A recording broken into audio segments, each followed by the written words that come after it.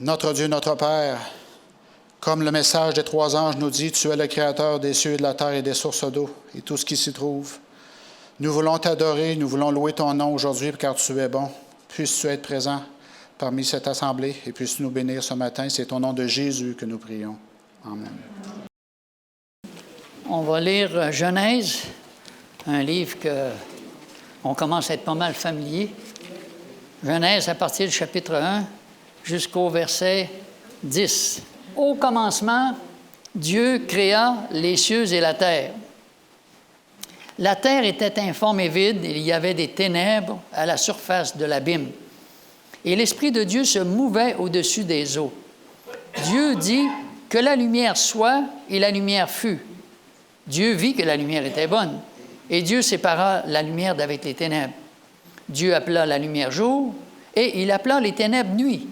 Ainsi, il y eut un soir, il y eut un matin, ce fut le premier jour. Dieu dit qu'il y ait une étendue entre les eaux et qu'elle sépare les eaux d'avec les eaux.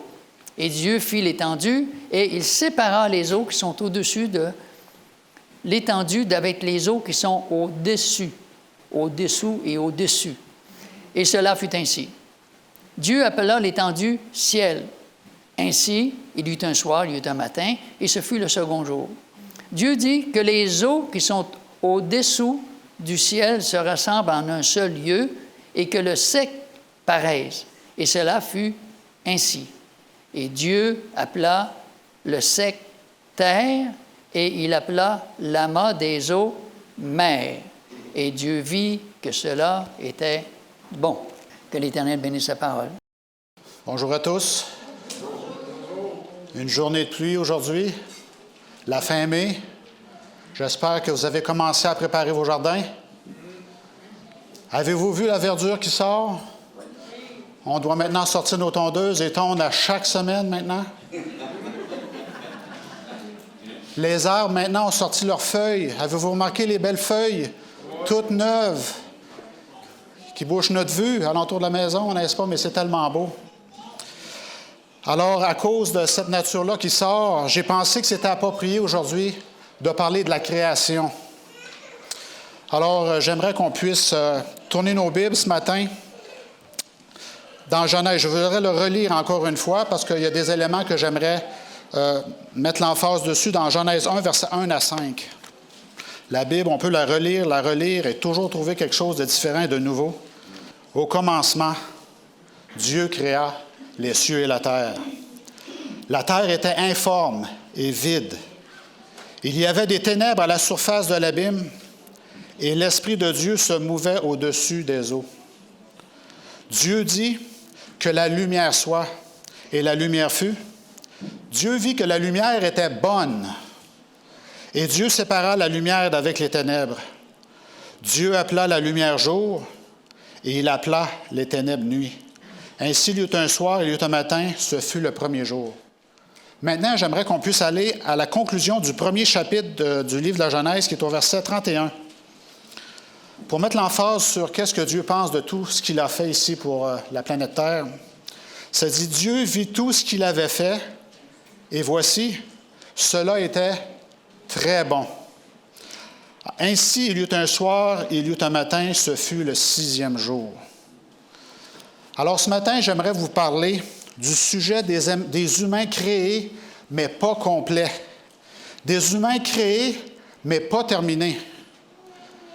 Alors, ce matin, j'ai un aveu à vous faire. Vous savez que la confession, c'est une chose qui est bonne pour l'âme, on nous dit. Alors, je voudrais donc partager cette chose avec vous, que j'ai un problème avec le récit de Genèse chapitre 1. Maintenant, avant que vous me rejetiez comme un hérétique, permettez-moi de vous préciser que mon problème n'est pas avec l'événement littéral historique de 6 jours consécutifs de 24 heures. Ici, dans le chapitre 1 de Genèse, si c'était le cas, alors le péché ne serait pas le résultat de la désobéissance de l'homme envers Dieu et son mode de fonctionnement qu'on appelle sa loi, mais ce serait plutôt le plan de Dieu au travers de l'évolution pour créer le monde. Alors, je vous dis encore que j'ai un problème avec le récit que nous venons de lire ici, qui est dans le premier chapitre de Genèse. Non, mon problème ne concerne pas le fait que la création s'est faite en 6 jours de 24 heures. Si c'était le cas, non seulement le problème du péché serait détruit, mais nous n'aurions pas besoin non plus d'un sauveur, car la mort serait le résultat naturel de la façon dont Dieu voulait que les choses soient. La mort de Jésus n'aura pas payé pour nos péchés non plus. Elle aurait été une mort comme les autres. J'ai cependant un problème avec ce récit du premier chapitre de Genèse, de la création. Non pas à cause qu'il soit littéral, historique, car si tel était le cas, alors le problème du péché serait effacé et le besoin d'un sauveur et ce grand sacrifice qu'il a fait en venant sur la terre ne serait pas pertinent pour nous. En plus de tout cela, ce serait aussi tout l'enseignement de l'Écriture, toute l'autorité de l'Écriture, alors toute l'Écriture et son autorité seraient effacées. Mais malgré tout, j'ai un problème avec le récit. Ici, dans le chapitre 1 de la Genèse, non pas à cause qu'il soit littéral, non pas seulement à cause qu'il soit historique, car juste pour réitérer encore une fois de plus, le péché ne sera pas un problème. On n'aurait pas besoin d'un sauveur. L'autorité des Écritures ne serait pas ce qu'elle est. Et aussi, juste pour mentionner que nous déconstruirions aussi la sexualité humaine afin que chacun puisse dire ce qu'il veut sur le genre et sur la sexualité comme on l'entend aujourd'hui en 2022. Et pourquoi encore ne pas rajouter par surcroît que la nécessité du sabbat serait également éradiquée? Alors, pour toutes les raisons que je viens d'énumérer précédemment, ce n'est pas étonnant que Dieu ait suscité l'Église adventiste du 7e jour dans ces derniers jours de l'histoire à prêcher l'Évangile dans le contexte des messages des 3 anges qui nous disent quoi? D'adorer le Dieu qui a créé les cieux et la terre et les sources d'eau. Mais quand même, j'ai un problème avec notre compte ici dans le chapitre 1 de la Genèse. Et voici mon problème, et merci d'avoir été patient. Du jour 1 au jour 6, Dieu a permis à sa création de faire l'expérience du vide, de faire l'expérience d'un manque de plénitude, de faire l'expérience d'une vacance qui semblait persister pendant une période de temps inutile. Bien, pour moi, après ma barre, ça semblait inutile. Alors, pensez-y un peu avec moi. Alors, depuis le moment du premier jour, Dieu a dit que la lumière soit et la lumière fut. Mais l'espace est encore vide de ce grand luminaire pour éclairer le jour et de ce petit luminaire pour éclairer la nuit. Dieu a permis à un vide de demeurer, de persister pendant 3 jours. Le 2e jour, Dieu a créé le ciel et il a créé la mer. Mais le 2e jour, l'espace est resté vide. Ce Créateur a attendu 3 jours entiers jusqu'au 5e jour pour remplir le ciel et pour remplir la mer d'oiseaux, de poissons et de toutes les grandes créatures que nous trouvons dans les profondeurs de la terre, de la mer. Alors, mon problème, c'est ce vide entre ce jour et son lendemain. Pensez-y jusqu'au 3e jour. Dieu a créé la mer et la terre et toute la végétation selon son espèce et les graines des fruits selon leur espèce, mais pendant 3 jours jusqu'au 6e jour, la terre est restée vide d'êtres vivants et non pleine jusqu'au 6e jour. Et quand Dieu s'y est finalement mis, il a créé les animaux, il l'a rempli de toutes les merveilleuses créatures que nous pouvons voir aujourd'hui, et même plus. Et Dieu aussi a finalement créé l'homme à son image. Ainsi, mon problème avec le récit de la création n'est pas qu'il soit littéral ou historique, mais c'est ce vide du 1er jusqu'au 6e jour. Et je pense que mon problème avec ça concerne plus ou moins l'ordre réel de la façon dont Dieu l'a créé et le vide que Dieu a permis dans la Genèse du 1er jusqu'au 6e jour. Mais je pense que le problème avec lequel je raisonne le plus aussi, c'est que vous et moi, des personnes créées à l'image de Dieu, nous qui aimons Jésus, nous expérimentons aussi notre propre vide, notre propre manque de plénitude dans nos cœurs. Et ce ne sont pas seulement les gens du monde qui souffrent de ce vide, qui luttent pour avoir la plénitude ou l'actualisation, mais les gens qui suivent Jésus aussi luttent également pour cette plénitude, une plénitude, la plénitude. Et parfois, qu'est-ce qu'on fait? Bien, on occupe nos mains, notre tête, et pourtant, nos cœurs peuvent rester vides. Alors, pensez-y un peu. Dieu a placé les animaux devant Adam, et pensez-y à cette journée-là. Et là, j'imagine, Dieu fait passer les chiens devant Adam, chien garçon, chien fille. Wow! Ensuite, les pandas passent, panda garçon, panda fille. Ensuite, les éléphants, aleph, alpha, les gros éléphants passent. Éléphant garçon, éléphant fille. Les ânes, garçon, fille. Les singes, garçon, fille. Adam, garçon. Où est Adam, fille? Alors, c'était une journée parfaite. Et pourtant, Dieu permet à Adam de vivre ce que c'est de manquer de quelque chose. Et vous savez, nous aussi, en tant que chrétiens, lorsque nous éprouvons ces sentiments dans notre vie, dans notre cœur, en ne nous sentant pas épanouis, ou en ayant l'impression qu'il nous manque quelque chose, un vide, que nous avons un vide dans notre cœur, parfois nous nous tournons vers les choses de ce monde et la culture et l'identité de ce monde pour trouver une sorte d'épanouissement dans notre vie. Alors, pour illustrer ça, vous savez, ici au Canada, on aime bien aller en vacances dans le sud parce qu'il fait très froid l'hiver. Alors, traditionnellement, les Canadiens allaient en Floride, à Cuba, République dominicaine. On aime changer le froid du Canada pour quelques journées chaudes dans les pays chauds. Alors, aujourd'hui, vous savez, en 2022, on peut visiter plein de pays chauds. Mais si vous allez dans ces mêmes pays chauds-là durant l'été, ces pays-là sont vraiment chauds. Ils sont brûlants même. Ils sont trop chauds. Et je me rappelle avoir passé du temps au Tennessee durant le mois d'août. Et j'ai 3 mots pour décrire ça, c'était l'enfer. Et il y a juste 3 places que je voulais être à ce moment-là. C'était sur la rivière, sur un yacht, pour se rafraîchir un petit peu sur l'eau de la rivière, par l'eau de la rivière. La deuxième place que je voulais être, c'était dans la rivière. C'était en Chattanooga et Knoxville. Il y a une belle rivière, et puis là, je me cachais toujours là. Et la troisième place, c'était d'aller au centre d'achat dessous les climatiseurs pour se rafraîchir. C'était terriblement chaud, et c'est pas trop loin d'ici pourtant. Et on m'a raconté une histoire qui vient de ce coin-là, justement. Et c'était l'histoire de 2 jeunes garçons qui jouaient, qui couraient violemment, qui s'agitaient derrière la forêt, derrière leur maison. Et c'était une journée de chaleur épouvantable, une canicule. Et là, évidemment, ils sont devenus tout mouillés de sueur, ils sont devenus déshydratés et fatigués. Ils n'étaient plus capables de courir à ce point-là. Ils avaient la bouche sèche et l'estomac criait. Et puis là, ils se sont dit, on va retourner à la maison, boire de la glace, quelque chose de froid, pour être capable de récupérer un petit peu.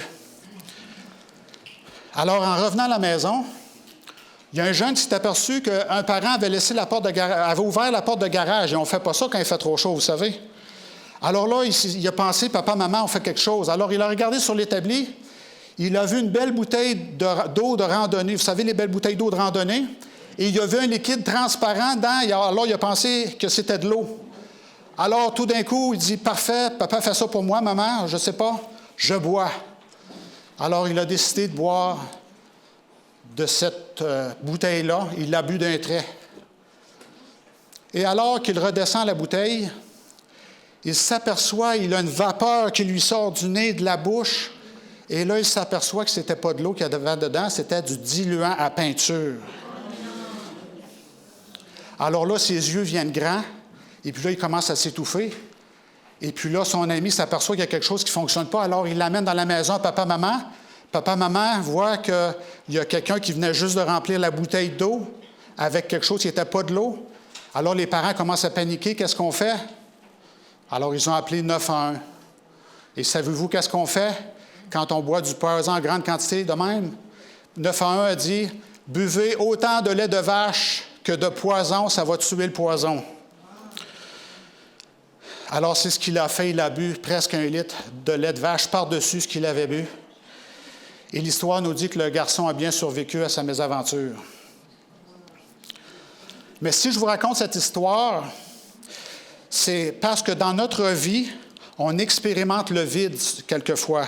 On expérimente cette soif qu'on veut étancher. Et souvent, on regarde à ce que le monde veut nous offrir et on court vers les premières bouteilles qu'on trouve et on les avale en pensant que ça va combler notre soif, en pensant que ça va nous combler, en pensant qu'elles vont nous donner satisfaction. Et cette soif de notre âme reste. Mais elles vont nous faire sentir encore plus vides et dans un endroit pire qu'avant que nous commencions cette expérience d'essayer de se combler avec des eaux étrangères. Alors, continuons au verset 4, Genèse 1, verset 4. Il y a d'autres éléments que nous pouvons sortir. Et verset 4, je l'ai déjà lu. Je vais répéter encore. Dieu vit que la lumière était bonne, et Dieu sépara la lumière d'avec les ténèbres. Dieu appela la lumière jour, et il appela les ténèbres nuit. Ainsi, il y eut un soir et il y eut un matin, ce fut le premier jour. Alors, dans ce passage, la Bible est très claire que Dieu, non seulement il crée, mais si vous remarquez les mots, Dieu appelle. Donc, le premier jour, il va créer la lumière, mais ensuite, il ne quitte pas la lumière avec ce nom ambigu qu'on appelle Yom en hébreu, mais il dit qu'il l'appelle jour, le jour lumière, et l'obscurité, l'absence de lumière, il l'appelle la nuit.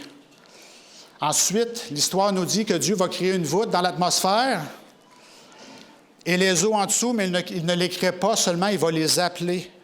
Les appeler, ça veut dire qu'il va les identifier et leur donner un but. Alors, la voûte va s'appeler le ciel et les eaux profondes en dessous vont s'appeler les mers. Alors, quand Dieu a créé la terre, il ne l'a pas appelée simplement la planète Terre, mais il va appeler la terre le sol aussi. Et il lui a donné des fruits, finalement, selon son espèce. Il l'a créé, il l'a appelé, il lui a donné une identification. Et dans notre monde d'aujourd'hui, il y a différents récits sur ce qu'est l'appel de Dieu ou ce que notre appel est censé être dans notre vie. Donc, d'une part, pour que ce soit très clair, on a l'appel du monde et de sa culture, et de l'autre côté, on a l'appel du Christ et de sa parole. Et parfois, lorsque nous nous sentons vides, qu'est-ce qu'on fait?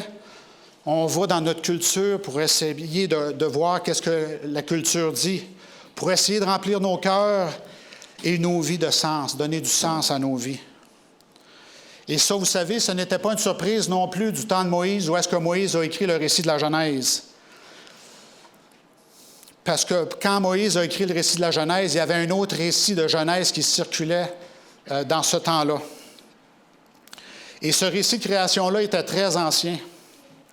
Et c'était une épopée babylonienne qu'on appelait du nom de Enuma Elish. Et il avait beaucoup de similitudes avec le récit de la création que nous voyons ici dans le chapitre 1 de Genèse. Et les choses de similitude, c'est qu'il y a des eaux chaotiques, il y a la création de l'humanité. C'est le même événement, mais c'est une histoire finalement complètement différente, où dans Genèse 1, le couronnement de la création, c'est que Dieu a créé l'humain par-dessus toute la création pour dominer sur elle, pour dominer, régner sur la terre, hommes et femmes ensemble. Mais dans le récit de l'épopée babylonienne, c'est assez différent parce que l'histoire raconte la création de l'homme à son époque culturelle. C'était une réflexion après coup. Les dieux s'étaient engagés dans une espèce de combat, ils s'étaient éliminés les uns les autres. Et à partir de l'épave de ceux qui étaient morts, il a créé les êtres humains afin de servir les dieux comme esclaves. Et cette épopée babylonienne-là renforce l'idée que le Dieu et le roi de Babylone doivent être adorés avant toute autre divinité encore vivante. Et que Babylone, c'est le centre de toute religion. Et si je vous dis cela aujourd'hui, c'est pour vous dire que dans la culture d'aujourd'hui, tout comme dans le temps de Moïse, il Il y a différents appels, différentes identités qui existent dans ce monde. Il y a l'appel du Christ, il y a l'appel de la culture, il y a l'appel de la parole de Dieu et il y a l'appel du monde. Et la plupart du temps, je répète, lorsqu'on a ce vide, on va vers la culture pour essayer de combler ce vide-là. Et l'une des façons que nous le faisons inconsciemment, trop souvent, c'est la façon dont nous nous présentons. Lorsqu'on rencontre un étranger, par exemple, vous savez, on essaie de projeter une image, on essaie de s'identifier par rapport à notre carrière, à notre vocation, aux choses qu'on aime et la valeur que ça nous rapporte. Et je vous dis ça parce qu'à l'autre côté de la frontière, juste ici, dans le nord-est des États-Unis, c'est très commun et les gens le disent d'ailleurs. Ça dit que les gens aiment donner le nom de la compagnie pour laquelle ils travaillent avec le prestige qui vient avec, leur titre professionnel et le chiffre leur chiffre de salaire qu'ils gagnent. Et s'il y a 6 chiffres, ils vont vous le dire, vous allez le savoir dans les 10 premières minutes que vous jasez avec ces gens-là, ils vont le dire. Alors, cela présente l'idée que votre appel et votre identité sont dans votre carrière, que votre importance et votre valeur sont mises dans votre titre professionnel, dans votre position. Mais si c'était le cas selon l'approche biblique, si c'est un concept biblique, alors qu'est-ce que ça signifie pour ceux qui ont en bas de 25 ans? Pour ceux qui n'ont pas encore de carrière ou qui n'ont pas de métier stable? Est-ce que ça veut dire que ces gens-là n'auraient pas d'appel, que Dieu ne les appelle pas, qu'ils n'ont pas une identité? Si c'est un concept biblique, qu'est-ce que cela signifie pour vous lorsque vous prenez votre retraite à 65 ans? Que vous n'avez plus d'appel? Vous ne servez plus à rien? Que vous n'avez plus d'identité? Voyez-vous, le problème de laisser la culture dicter comment nous essayons de remplir nos cœurs et nos esprits, c'est qu'éventuellement, il va arriver un moment dans notre vie où nous n'aurons plus de carrière, parce qu'on peut perdre notre emploi, on peut être transféré ailleurs, ou on va prendre notre retraite éventuellement. Alors, si toute notre identité, notre vocation sont prises dans notre carrière, nous allons devenir comment émotivement à l'intérieur de nous? Nous allons être déçus, déprimés, vides de sens. Alors, j'aimerais illustrer une fois de plus un concept. C'est qu'au Canada, nous, les adventistes, nous avons ce qu'on appelle une église universitaire qui est basée sur le campus à Burman, en Alberta. Et c'est quelque chose que j'ai entendu. Et à cette église-là, il y a eu un pasteur qui a fait son pastorat durant 17 ans à cette église. Il venait juste d'avoir 65 ans. Il était dans la force de l'âge pour un prédicateur. Il était en grande forme physique. Il allait au gym à tous les matins, pratiquement. Il était en bonne santé. Et même moi, je le rencontrais dans le parc de la ville. Il y avait un parc des sentiers dans les boisés. Et je le rencontrais très souvent dans le bois. Et il avait la réputation d'être un des meilleurs prédicateurs au Canada. Il était depuis 17 ans à son église. C'est très rare de faire du pastorat aussi longtemps. Les jeunes l'aimaient, l'Église l'aimait, tous les départements de l'Église l'aimaient beaucoup. Alors, quand il a annoncé sa retraite, il a dû s'expliquer à sa congrégation. Parce que tout le monde lui a posé la question, « Pourquoi tu prends ta retraite si tôt? Tu peux encore faire 10 ans avec nous. » Quelle est la raison derrière ça? Et savez-vous qu'est-ce qu'il a dit? Il dit, « J'ai été pasteur de cette Église universitaire et chaque année, je vois des jeunes hommes et des jeunes femmes diplômés qui, je le sais, sont appelés de Dieu. Sont appelés par Dieu au ministère pastoral. Il dit, chaque année de plus que je reste à mon poste, je sens que c'est une année que l'un d'eux ne prend pas sa place. Il dit, en fait, ce qui me concerne, moi personnellement, même si je tombe à ma retraite, je peux toujours prêcher l'Évangile tant que je veux. Même si je suis à la retraite, je peux toujours donner des études bibliques. Il n'y a rien qui m'empêche de continuer. Même si je suis à la retraite, je peux toujours visiter les gens de l'Église et les visiteurs. Je peux encore voyager et même participer à une mission outre-mer. Il n'y a pas de problème. Je peux encore m'activer pour la cause de Dieu. Ce n'est pas un problème. Alors, ce qu'il disait, c'est que juste parce que je prends ma retraite, cela ne veut pas dire que je n'ai plus de but dans la vie. Alors, voyez-vous, ce que le pasteur n'a pas dit dans ses propres mots, mais c'était sa philosophie, c'est qu'il y a une différence entre sa carrière et la vocation à laquelle Dieu nous appelle. Il y a une différence entre votre titre professionnel, votre carrière et ce que Dieu a pour vous dans ce monde. Et une grande partie de notre temps et de nos efforts sont consacrés à essayer de nous remplir de la culture, de nous remplir du prestige et de l'identité que le monde veut bien nous donner, plutôt que de nous remplir de ce que Dieu a vraiment pour nous dans nos vies. Parce qu'on veut se contenter d'une carrière quand Dieu veut nous donner un appel. Et nous ne le faisons pas seulement dans notre carrière, mais vous entendrez dans notre société aujourd'hui que votre priorité absolue devrait être votre identité sexuelle plutôt que d'être un enfant de Dieu. Vous entendrez dans notre culture d'aujourd'hui que votre priorité absolue devrait être votre activisme social ou encore votre affiliation politique plutôt que d'être un disciple de Jésus-Christ. Vous allez l'entendre partout où vous irez dans le monde maintenant. Que l'appel de votre vie, c'est une chose qui va vous apporter un sens, comme votre appartenance ethnique, votre groupe tribal ou encore votre statut économique ou social. Mais Dieu, lui, vous dit que votre appel, c'est en tant que disciple de Jésus. Et nous nous installons, nous nous contentons de ce que le monde nous dit qui est important, tout en allant toute notre vie manquant à l'appel de Dieu dans notre vie. Et vous savez, moi personnellement, il fut un temps dans ma vie où en tant que jeune adulte, j'avais la liberté de visiter plusieurs églises. Je n'étais pas placé nécessairement dans une église. Alors, j'ai commencé à choisir mes prédicateurs. J'ai commencé à choisir les enseignants de l'école du sabbat pour mes enfants. Je choisissais. Mes enfants étaient jeunes à ce moment-là. Mais après, à un moment donné, je me suis aperçu que tout ce que je faisais, c'était de venir à l'Église pour écouter les meilleurs, mais que moi-même, je ne m'engageais pas dans la mission que Dieu avait pour moi. Je peux vous dire que même si je croyais toutes les bonnes choses, en assistant aux prédications et d'entendre les meilleures choses aussi, même venir à l'Église, c'est devenu une expérience sans importance pour moi, parce que tout ce que je faisais, c'était d'écouter seulement, au lieu d'accepter de suivre l'appel que Dieu avait pour moi dans ma vie. Cet appel reçu, l'appel que Dieu avait pour moi, c'était de faire en cette saison Dieu le Dieu de ma vie.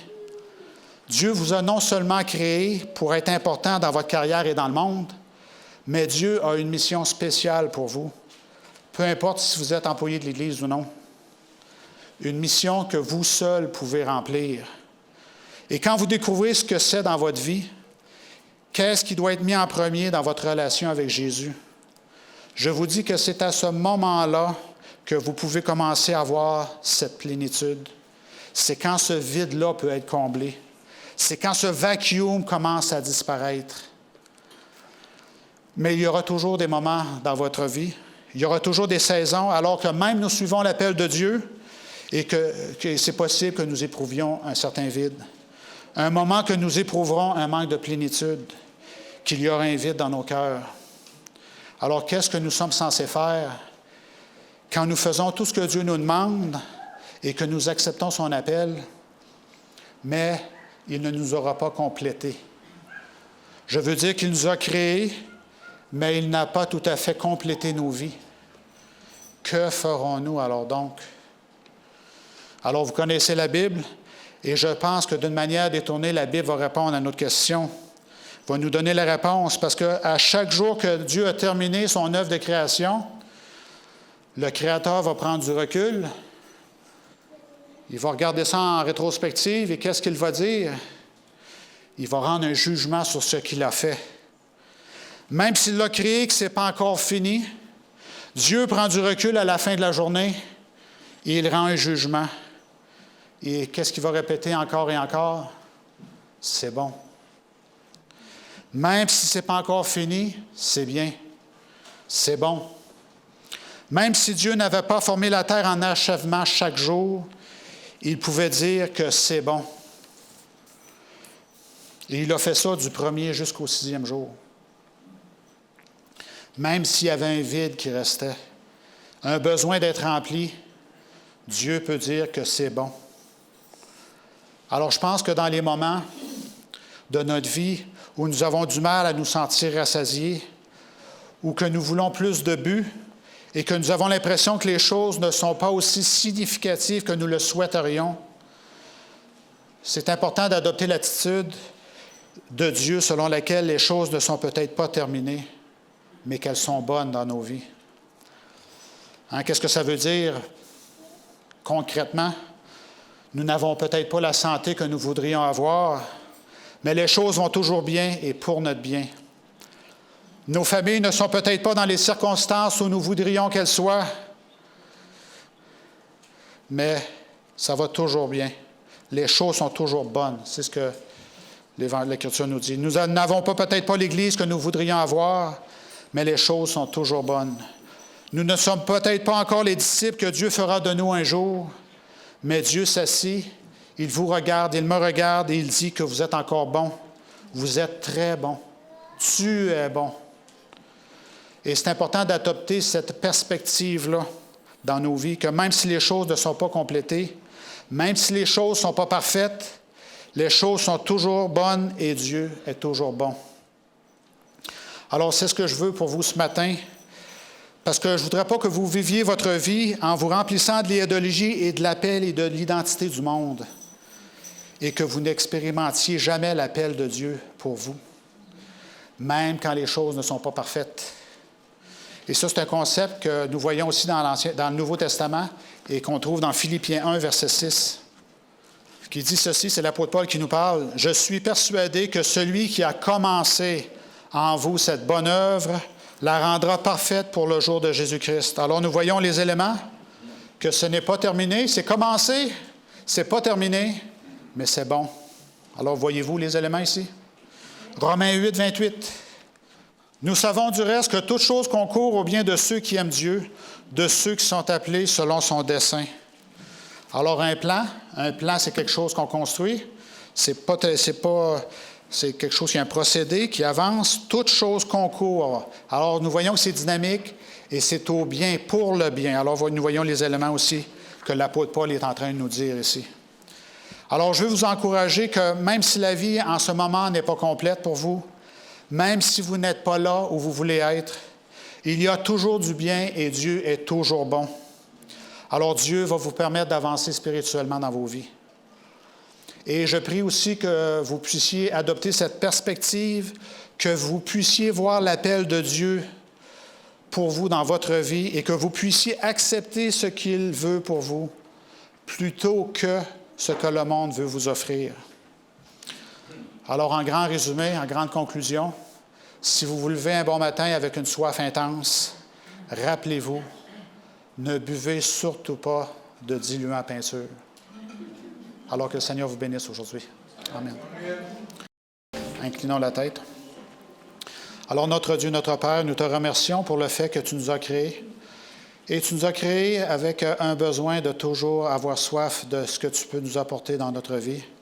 Et tu nous appelles à te suivre afin que nous n'ayons plus soif finalement au jour où est-ce que tu viendras nous chercher et que nous serons à chaque jour avec toi. Mais d'ici là, Père Céleste, rappelons-nous que c'est toi qui es la source de la vie et de regarder à toi et non pas à ce que le monde a à nous offrir. Alors puisses-tu nous bénir aujourd'hui et dans la prochaine semaine qui suivra. Et c'est au nom de Jésus que nous prions. Amen.